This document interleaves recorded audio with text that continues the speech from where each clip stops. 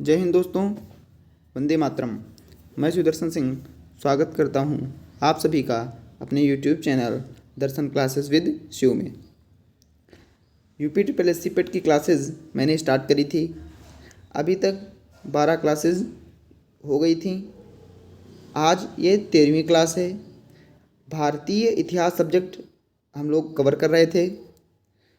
आज भारतीय इतिहास में एक नए टॉपिक मुग़ल साम्राज्य को हम लोग शुरू कर रहे हैं। ये मुग़ल साम्राज्य का पार्ट 1 है, जिसमें हमने बाबर के क्वेश्चंस किए हैं। आप लोगों के लिए बेहतरीन क्लास बनाई गई है। सारे इंपॉर्टेंट क्वेश्चंस आप लोगों की परीक्षा को देखते हुए रखा गया है, तो आप लोग इस वीडियो को पूरा ज़रूर देखिएगा।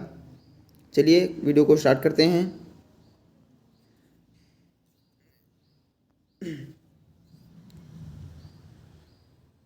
देखिए, पहला क्वेश्चन है बाबर को हम लोग पढ़ रहे हैं। बाबर का शासन कब से कब तक रहा? 1526 ईस्वी से 1530 ईस्वी तक। बाबर कब से कब तक जो है शासक रहा? 1526 ईस्वी से लेकर के 1530 ईस्वी तक। चलिए देखेंगे, मुगल वंश का संस्थापक बाबर था। ये क्वेश्चन आप लोग याद रखिएगा, इंपॉर्टेंट है कि मुगल वंश का संस्थापक कौन था? तो वो बाबर था। बाबर ने मुगल वंश की स्थापना के साथ ही पद पातशाही की स्थापना की। बाबर ने जब मुगल वंश की स्थापना की तो उसने पद पातशाही पद की स्थापना की। इस पद के तहत शासक को बादशाह कहा जाता था। ये जो पद पातशाही है, इसके तहत जो शासक होता था उसको बादशाह कहा जाता था। आगे देखेंगे, बाबर का जन्म फरवरी 1483 ईस्वी में हुआ था। बाबर का जन्म कब हुआ था? फरवरी 1483 ईस्वी में।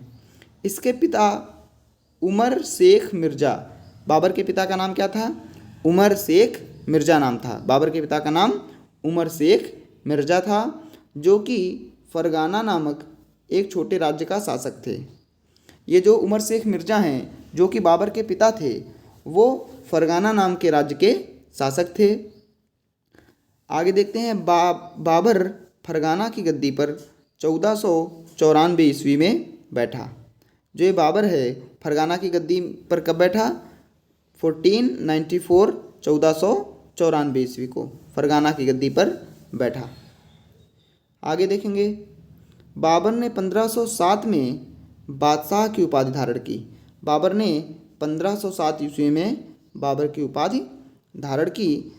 बाबर के 4 पुत्र थे। बाबर के पुत्रों के नाम याद रखिएगा। बाबर के कितने पुत्र थे? 4। क्या नाम है बाबर के पुत्रों का? चारों पुत्रों का नाम।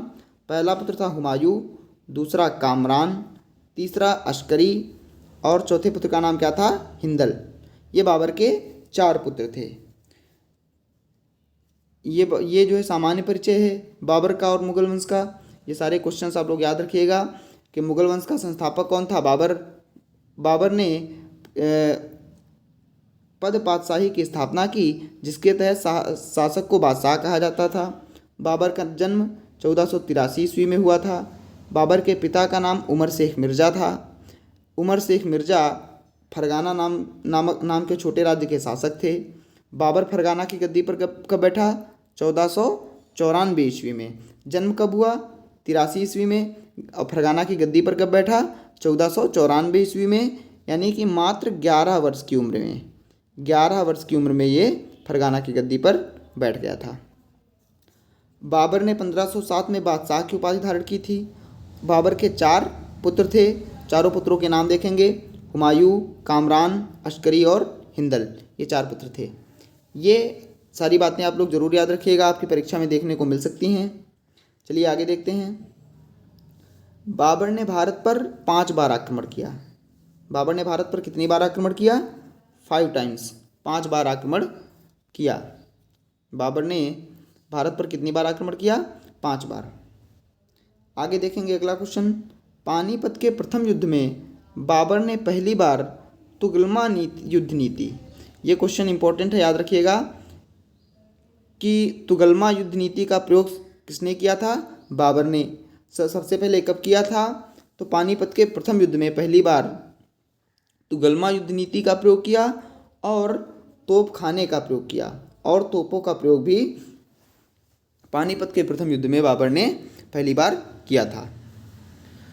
इंपॉर्टेंट क्वेश्चन है, इसको जरूर याद रखिएगा। ये जरूर पूछा जाता है परीक्षा में कि तुगलमा युद्ध नीति का प्रयोग सबसे पहले किसने किया, या फिर बाबर ने पानीपत के प्रथम युद्ध में किस नीति का प्रयोग किया, किस युद्ध नीति का प्रयोग किया। तो ये इस प्रकार से अलग अलग तरह से ये क्वेश्चन पूछा जाता है, इसको आप लोग याद रखिएगा। आगे देखेंगे, बाबर को अपनी उदारता के लिए कलंदर की उपाधि दी गई। ये क्वेश्चन इंपॉर्टेंट है, इसको भी याद रखिएगा, इंपॉर्टेंट क्वेश्चन है। आप लोगों ने गाना सुना होगा, सिकंदर भी आए कलंदर भी आए, न कोई टिका है न कोई टिकेगा। तो जो ये कलंदर, इस गाने में जो कलंदर कह करके संबोधित किया गया है वो बाबर को ही संबोधित किया गया है, क्योंकि बाबर को ही कलंदर कहा जाता है, बाबर की ही उपाधि है कलंदर। क्यों उपाधि दी गई थी बाबर को कलंदर की? इसकी उदारता के कारण, बाबर की उदारता के कारण बाबर को कलंदर की उपाधि दी गई थी। आगे देखेंगे, खानवा के युद्ध में बाबर ने राणा सांगा के खिलाफ जिहाद का नारा दिया। अब जिहाद का नारा राणा सांगा के खिलाफ किसने दिया खानवा के युद्ध में? तो वो भी हमारा बाबर था। और युद्ध में विजय के बाद गाजी की उपाधि धारण की। ये उपाधि भी आप याद रखिएगा कि गाजी की उपाधि किसने धारण की? तो आप हमारा जवाब होना चाहिए बाबर ने। गाजी की उपाधि किसने धारण की? बाबर ने। आगे देखेंगे, करीब 48 वर्ष की आयु में 26 दिसंबर 1530 ईस्वी को आगरा में बाबर की मृत्यु हो गई। बाबर की मृत्यु कब हो गई? 48 वर्ष की आयु में 26 दिसंबर 1530 ईस्वी को आगरा में बाबर की मृत्यु हो गई। आई होप आप लोगों को क्लास अच्छी लग रही होगी। अगर क्लास अच्छी लग रही हो तो वीडियो को लाइक करें, ज़्यादा से ज़्यादा दोस्तों के पास शेयर करें, हमारी यूट्यूब और हमारे चैनल को ज़रूर सब्सक्राइब कर लें, जिससे हमारी यूट्यूब फैमिली आगे बढ़ सके और आने वाली परीक्षाओं के लिए आप लोगों के लिए बहुत बेहतरीन क्लासेस यहीं पर प्रोवाइड की जाएंगी। चलिए आगे देखते हैं। प्रारंभ में बाबर के शव को आगरा के आराम बाग में दफनाया गया। जब बाबर की मृत्यु हुई तो सबसे पहले उसके शव को कहाँ पर दफनाया गया? आगरा के आराम बाग में दफनाया गया। अब ये यहाँ से दो क्वेश्चन आप लोगों को मिल जाएंगे कि बाबर के शव को सबसे पहले कहाँ दफनाया गया? आराम बाग में। ये आराम बाग कहाँ पर है? दूसरा क्वेश्चन, आराम बाग कहाँ पर है? तो ये आगरा में है। तो प्रारंभ में बाबर के शव को आगरा के आराम बाग में दफनाया गया। बाद में काबुल के, एक टाइपिंग मिस्टेक हो गई है, काबुल में उसके द्वारा चुने गए स्थान पर दफनाया गया। बाबर ने कोई स्थान चुना होगा काबुल में कि हम हमारी मृत्यु के बाद वहाँ हमको दफनाना, तो पहले तो बाबर को आगरा के आराम बाग में दफनाया गया, किंतु बाद में बाबर के द्वारा चुने गए स्थान पर काबुल में उसको दफना दिया गया। आगे देखेंगे, बाबर ने अपनी आत्मकथा बाबरनामा, जो कि तुर्की भाषा में लिखी गई है। बाबर ने अपनी आत्मकथा, कौन सी आत्मकथा है बाबर की? बाबरनामा। लिखी किसने है? बाबर ने ही लिखी है। किस भाषा में लिखी गई है? तुर्की भाषा में की रचना की। तो बाबर ने अपनी आत्मकथा बाबरनामा की तुर्की भाषा में रचना की। याद रखिएगा, यहाँ से 2-3 क्वेश्चन आप लोगों को मिल रहे होंगे। बाबरनामा किसने लिखी? तो बाबर ने लिखी। बाबरनामा किसने लिखी? बाबर ने। ये बाबरनामा क्या है? बाबरनामा बाबर की आत्मकथा है। किस भाषा में लिखी गई है? तुर्की भाषा में लिखी गई है। आगे देखेंगे, इसका अनुवाद बाद में फारसी भाषा में अब्दुल रहीम खान खाना ने किया। जो अब्दुल रहीम खान खाना है, इन्होंने इस बाबरनामा का फारसी में अनुवाद किया था। आगे देखते हैं, बाबर को मुबैयान नामक पद्य शैली का जन्मदाता कहा जाता है। ये भी इम्पोर्टेंट क्वेश्चन है कि मुबैयान नामक पद्य शैली का जन्मदाता किसे कहा जाता है? तो नाम आप याद रखिएगा, बाबर को ही। बाबर को ही मुबैयान नामक पद्य शैली का जन्मदाता कहा जाता है। अगला क्वेश्चन, बाबर का उत्तराधिकारी हुमायूं हुआ। बाबर का उत्तराधिकारी कौन हुआ? हुमायूं। बाबर का उत्तराधिकारी हुमायूं हुआ। मुगल साम्राज्य में बाबर, हुमायूं, बाबर, हुमायूं, उसके बाद अकबर, फिर जहांगीर, फिर शाहजहां, फिर उसके बाद औरंगजेब। ये क्रम है, इनको हम बारी बारी से पढ़ेंगे। तो बाबर का उत्तराधिकारी कौन हुआ? हुमायूं हुआ। आगे देखते हैं। अब बाबर के द्वारा कुछ लड़े गए प्रमुख युद्ध हैं, उनको देख लेते हैं। ये बहुत परीक्षा में पूछे जाते हैं। बाबर द्वारा लड़े गए प्रमुख युद्ध कौन कौन से युद्ध हैं देखेंगे। पहला युद्ध है पानीपत का प्रथम युद्ध। पानीपत का प्रथम युद्ध किस वर्ष लड़ा गया? 21 अप्रैल 1526 ईस्वी को ये लड़ा गया। पानीपत का प्रथम युद्ध 21 अप्रैल 1526 ईस्वी को लड़ा गया। किसके किसके बीच हुआ? तो इब्राहिम लोदी व बाबर के बीच हुआ। किसके बीच हुआ पानीपत का प्रथम युद्ध? इब्राहिम लोदी व बाबर के बीच। परिणाम क्या रहा? बाबर विजयी रहा। चारों ही युद्ध का परिणाम एक ही रहा कि बाबर को ही विजय प्राप्त हुई। आई होप आप लोगों को बात समझ में आ रही होगी। तो पानीपत का प्रथम युद्ध 21 अप्रैल 1526 इब्राहिम लोदी व बाबर के बीच हुआ, जिसमें बाबर विजयी रहा। अगला युद्ध खानवा का युद्ध कब हुआ? 17 मार्च 1527 ईस्वी को हुआ। किसके बीच हुआ?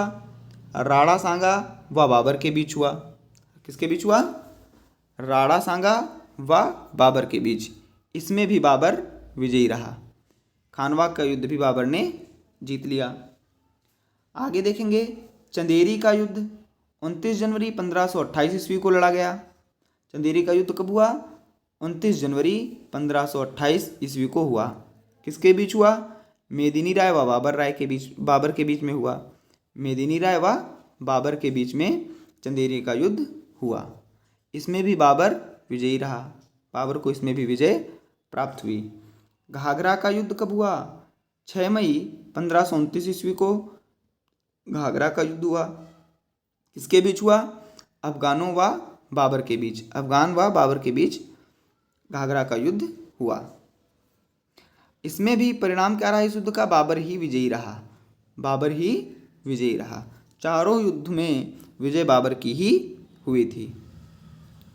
चलिए इन युद्ध को जरा एक बार समझ लेते हैं, थोड़ा ट्रिक से समझ लेते हैं आप लोगों को, जिससे ये सारे युद्ध इनका समय याद रहे। देखिए आप लोग देख रहे होंगे कि जो ये युद्ध हैं हर एक साल के अंतर पर हुए। पहला 1526 में, दूसरा 1527 में, तीसरा 28 में और चौथा 29 में। यानी 1526 से शुरू हुए, 1526, 1527, 1528, 1529। एक एक साल का अंतर है। हर एक साल में युद्ध हुए।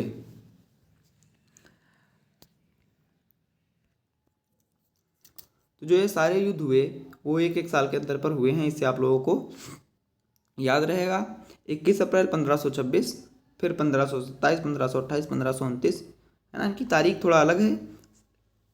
तारीख आप लोग ध्यान दे लीजिएगा थोड़ा।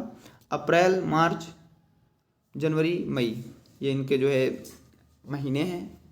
अब देख लेते हैं ज़रा इसकी ट्रिक। और एक कहते हैं बाबर के द्वारा जो युद्ध लड़े गए उनकी एक ट्रिक बनाई गई है कि बाबर ने पानी पहले पिया, फिर खाना खाया, चाय पी और घर चला गया। तो पानी पिया यानी पानीपत का युद्ध, प्रथम युद्ध। खाना खाया अर्थात खानवा का युद्ध। चंदेरी का युद्ध। चाय पिया अर्थात चंदेरी का युद्ध। घर गया, घाघरा का युद्ध। क्लियर? इस प्रकार अब देख लेते हैं एक और बात कि पानी किसके साथ पीता है? इब्राहिम लोदी के साथ। परिणाम तो आप लोगों को पता ही है कि बाबर ही सभी युद्ध में विजयी रहा था। तो पानी किसके साथ पिया? इब्राहिम लोदी के साथ पानी पिया। खाना राणा सांगा के बीच खाया। खाना क्यों राणा सांगा के बीच खाया? क्योंकि आप लोगों को पता है राजस्थान में मेहमानों को बहुत ज़्यादा जो है वैल्यू दी जाती है ना। कोई आए तो उनका स्वागत सत्कार करना। तो खाना राणा सांगा के साथ खाएगा, वो खाया बाबर ने। चाय मेदिनी राय के साथ पी। अब मेदिनी राय ने उसका अच्छा स्वागत सत्कार नहीं किया, केवल चाय पिला करके ही भेज दिया, है ना। और फिर घर चला गया। अफगानों के चक्कर में जब पड़ा तो अफगानों ने इसे घर ही भेज दिया। इस प्रकार से आप लोग ये इसकी ट्रिक है, आप लोग याद रखिएगा। आई होप आप लोगों को क्लास अच्छी लगी होगी। अगर क्लास अच्छी लगी हो तो वीडियो को ज़रूर लाइक कर लें, ज़्यादा से ज़्यादा दोस्तों के पास शेयर करें और कमेंट बॉक्स में अपने सुझाव ज़रूर पोस्ट कर दें। हमारे channel Darshan classes with Shiv को ज़रूर सब्सक्राइब कर लें। हमारी यूट्यूब फैमिली बढ़ाने में मदद करें। आपको भी इससे फ़ायदा होगा, आपको भी अच्छा अच्छा मैटर देखने को मिलेगा। तो चलिए वीडियो को यहीं समाप्त करते हैं।